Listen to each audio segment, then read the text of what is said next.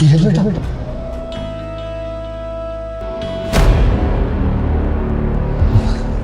राम है राम। पंडित जी जी, ये यहाँ पे कौन बैठा हुआ है? ये पहले तो नहीं बैठता था यहाँ पे कोई।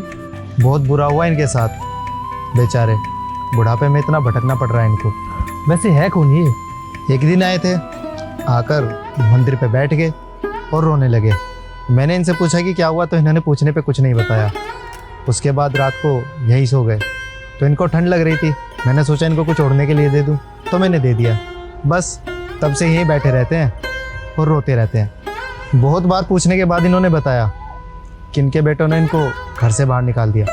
बहुत गलत हुआ इनके साथ। अच्छा, तो यहाँ पे बैठ के भीख मांगते होंगे? नहीं नहीं, ये भीख किसी से नहीं मांगते। अगर कोई अपनी मर्जी से कुछ दे देता है तो चुपचाप खा लेते हैं। ऐसा लगता है अपनी किसी गलती का पश्चाताप कर रहे हैं। भगवान किसी के साथ ऐसा ना करे और ना ही ऐसी संतान किसी को दे। चले। हाँ, एक मिनट। अंकल, अंकल, बहुत बुरा हुआ आपके साथ। पता चला कि आपके बच्चों ने आपको घर से बाहर निकाल दिया। कुछ नहीं हुआ मेरे साथ। अंकल आप मुझे बताइए ना, क्या पता मैं आपकी कुछ मदद कर सकूं। और आप यहाँ पर कब तक बैठे रहोगे? नहीं, मैं अपनी मर्जी से यहाँ बैठा हूँ। आप जाइए यहाँ से। वैसे आपकी आवाज़ कुछ जानी पहचानी सी लग रही है मेरे को। आप एक बार अपनी शक्ल दिखाना। अरे बेटा, कहाँ है आप लोग, जाओ। अरे मुझे क्यों परेशान कर रहे हो? मैं वैसे ही बहुत परेशान हूँ। अरे अंकल, चाचा जी आप?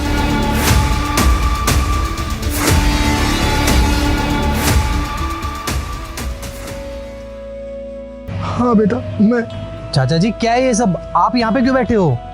कितने लाड प्यार से पाला था मैंने अपने बच्चों को, लेकिन उन्होंने मुझे घर से निकालते हुए एक बार भी नहीं सोचा। धक्के मार के निकाल दिया मुझे मेरे ही घर तक। चाचा जी क्या है ये सब? मतलब आपके बच्चों ने आपको घर से बाहर निकाल दिया?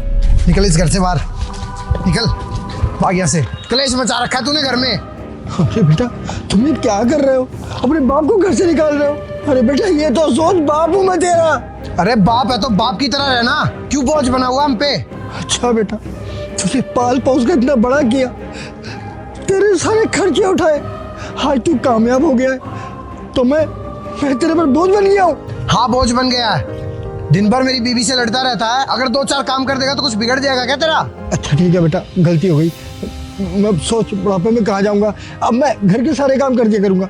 मुझे घर से मत निकाल। नहीं नहीं यशु, इन्हें घर से बाहर निकालो। मैं इनके साथ एक छत के नीचे नहीं रह सकती हूँ। या तो इस घर में ये रहेंगे या मैं। आज के बाद मेरे घर के आसपास मत दिख जाइयो। चलो बेबी। बेटा, बेटा,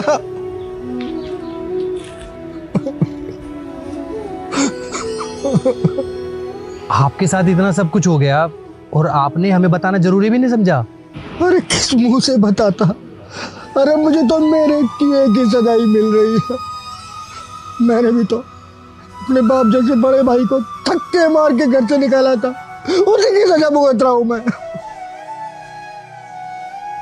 मुझे बहुत घमंड था कि मेरा भाई गरीब है और मैं बहुत पैसे वाला, लेकिन वक्त की सुइयां देखो कैसे घूम गई। मेरा भाई तो खुशहाल जिंदगी जी रहा है और मैं सड़क पर आ गया, इस मंदिर के बाहर बैठा हूँ। कोई खिला देता है तो खा लेता हूँ, वरना भूखा ही पड़ा रहता हूँ। बस भगवान से यही मांगता हूँ कि मेरा बड़ा भाई मुझे माफ कर दे। अरे चाचा जी, आपको हमें तो बताना चाहिए था ना। हम तो आपके अपने हैं ना, और हमारे होते हुए अगर आप ऐसे मंदिर के बाहर बैठोगे तो हमें अच्छा थोड़ी लगेगा। नहीं बेटा, मुझ में हिम्मत नहीं बची थी कि मैं तुम्हें कुछ बताता। बस मैं यहाँ बैठकर भगवान के सामने अपने पापों का प्रायश्चित कर रहा हूँ। आप एक काम करिए, आप हमारे साथ घर चलिए और आपके बच्चों को तो ना मैं छोड़ूंगा नहीं। जी चाचा जी, आप हमारे साथ हमारे घर चलिए, वहाँ आपको कोई परेशानी नहीं होगी। बेटा, मैं किस मुंह से तुम्हारे घर जाऊँ और मैं कैसे शक्ल दिखाऊंगा अपने भाई को?